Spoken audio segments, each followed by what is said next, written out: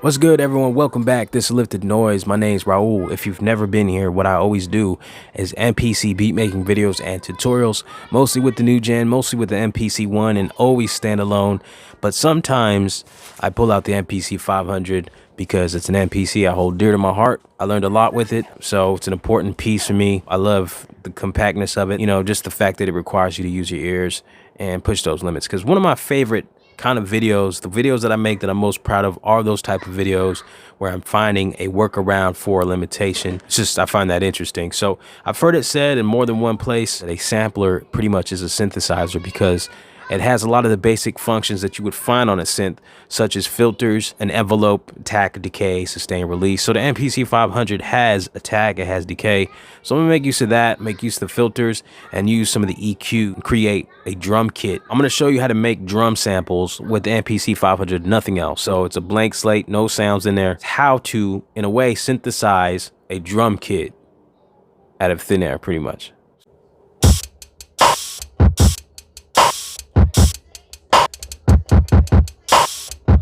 All right, so this is the drum kit that I've created. It consists of a kick, got a snare there, a hi-hat, and an open hi-hat. So all of these sounds were created with a single sound, and the sound, I created the sound using the MPC 500. It wasn't loaded at all, wasn't sampled in. I have no actual physical cords plugged into the back of the MPC. But one thing, if you have an MPC 500, you may have noticed is that the inputs are a bit noisy. So if I go into the record screen and I hit record, the do it button, it'll wait for the input. Now the self noise that it has on the input isn't loud enough to trigger that input, but if I hit record again, it's going to record some of that noise. The noise is very quiet. So once I've recorded a few seconds, if I put it on a pad, go into trim, you won't be able to hear it. But if I go over and normalize this, you're going to be able to hear this noise quite a bit. Okay, so I got a few seconds of noise there. It's on my pad. What I'm going to do is I'm going to copy this out a few times and assign it to each one of my pads, like to 4 different pads. Just gonna keep doing this.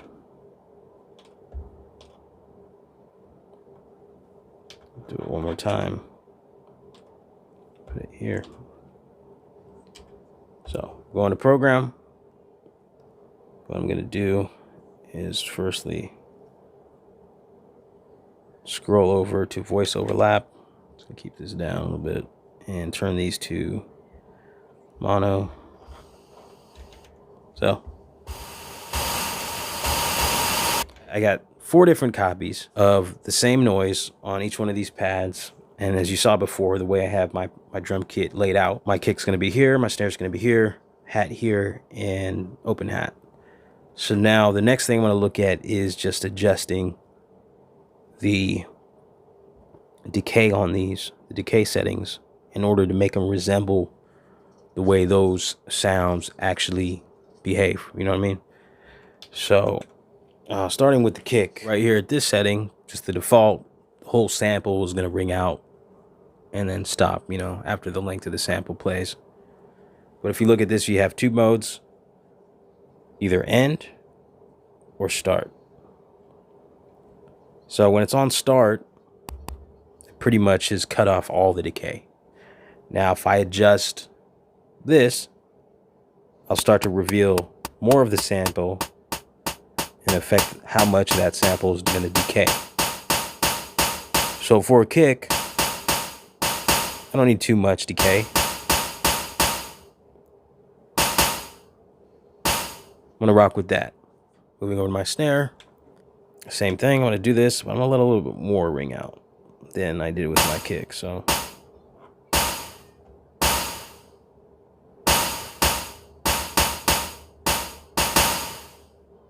okay, on my hat.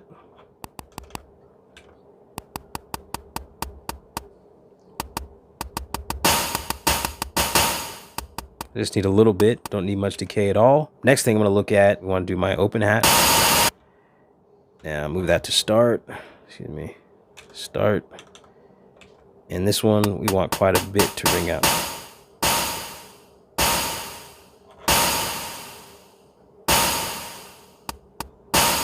I'm going to try to set this up so the settings are already set up the way they would be if my kit was ready to play. So for my mute groups, for these two, I want to set to 1.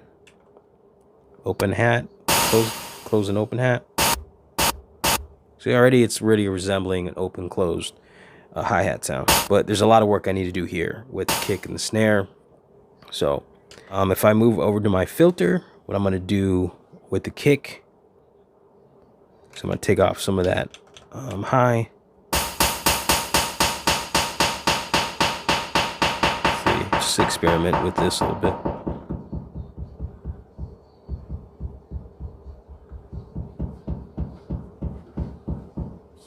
Okay, and a lot of this has been experimentation for me, so I may come back and change these settings a little bit, but I'm going to go into effects first, and I'm going to turn effect number 1 on. Scroll over here, and I'm going to use the grunger, add some more depth to it.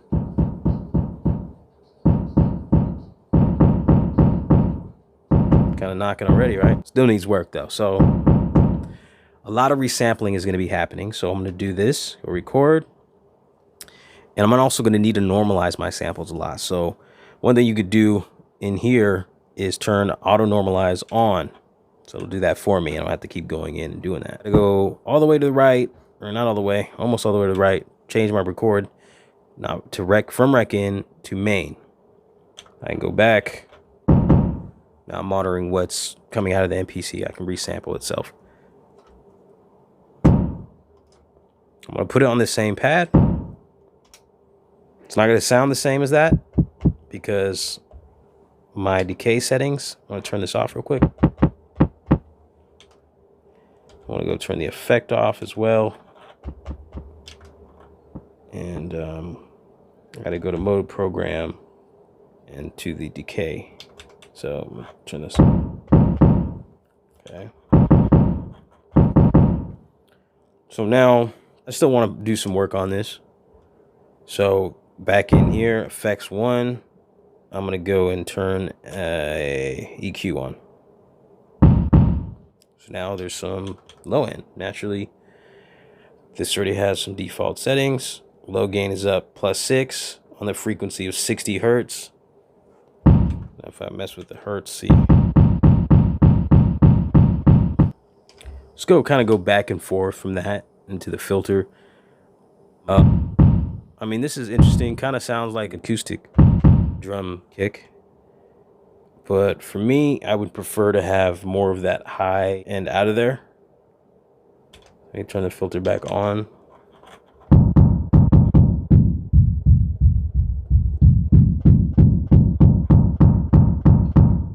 And I'm going to go to trim it. Okay, what sample right here? Trim it. Trim the end. Just a little bit, just to see.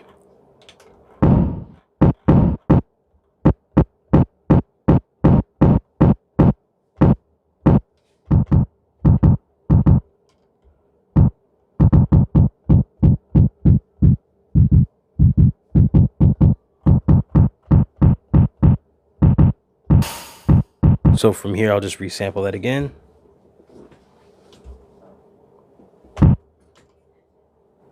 Assign it to a pad, pad 1. So I want to turn these settings off for now. It sounds like it still has the EQ on it. I want to take the EQ off. Just going to turn the pad volume up as well so I can hear it more. I think I like that for now as the bass, so I'm going to mess with the snare now. Okay, so I feel like the snare needs to be beefed up as well a little bit. So, effect. And turn that on. I think if we add a grunger to it as well, that'd be cool. Probably not as much as I did before. So it adds a little more mid-range, I think. I think 4 looks good, sounds good. So I'll just go ahead and resample that.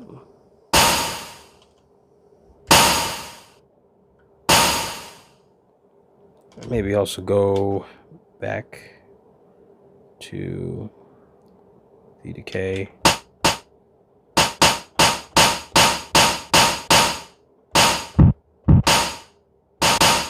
Okay.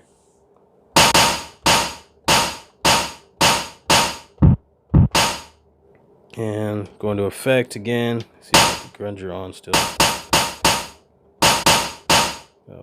So let's hear what it sounds like if I turn the grunger off. Let's go from there. On, off. I actually think another resampling with the grunger would be nice to add more of that depth to the mid-range. Again, assign it there. Turn it off now. I go program, and I'm just gonna turn this to end, and then let the whole sample play out.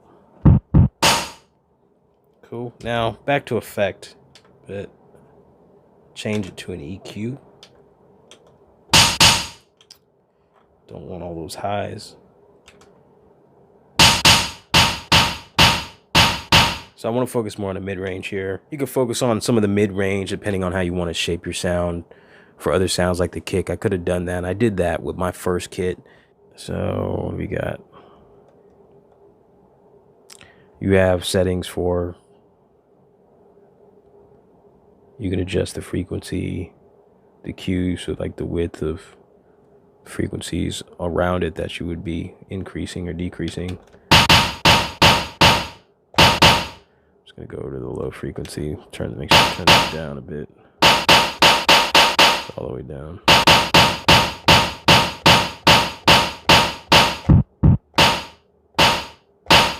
That's pretty good. I want to compare it though. On, off, on. Like it, I'll resample it. Back on the pad, zero everything out.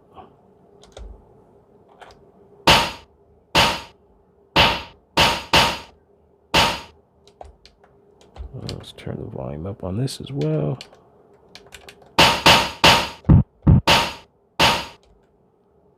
I'm gonna trim it a little bit. Trim the end of it.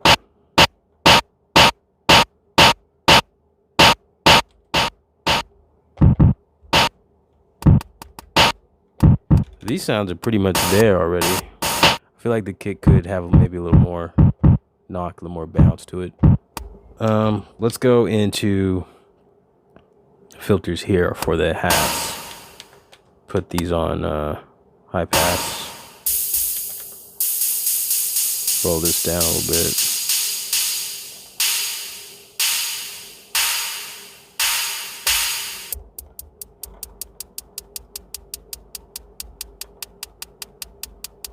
So, I don't need to add any grunge on the hi-hats at all.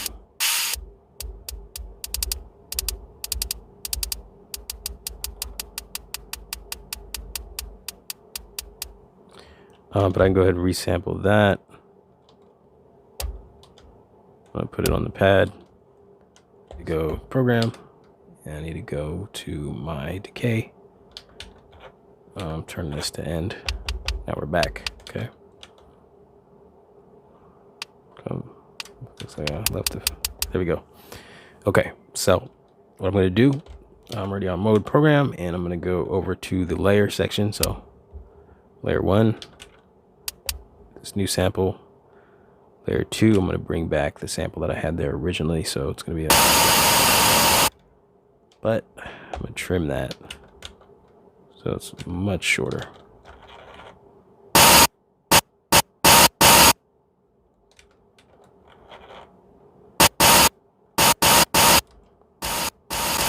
Now, volume, layer 2.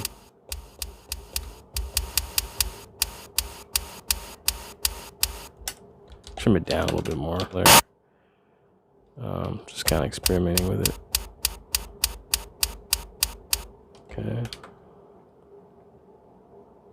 That's pretty much. all there is to it. I can go and EQ this a little bit and see. Don't need that low, but I can go back over here to my highs. Let's just do the same thing with this pad. Keep the same.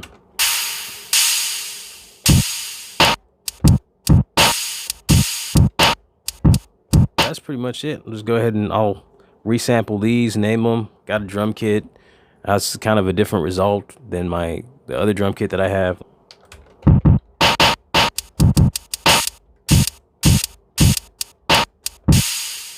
So that's the kit I just made, and then the kit I made the other day. A little more knock to this one. I think I spent a little more time on it, was on camera. But you can see, you can come up with different results and synthesize different drums.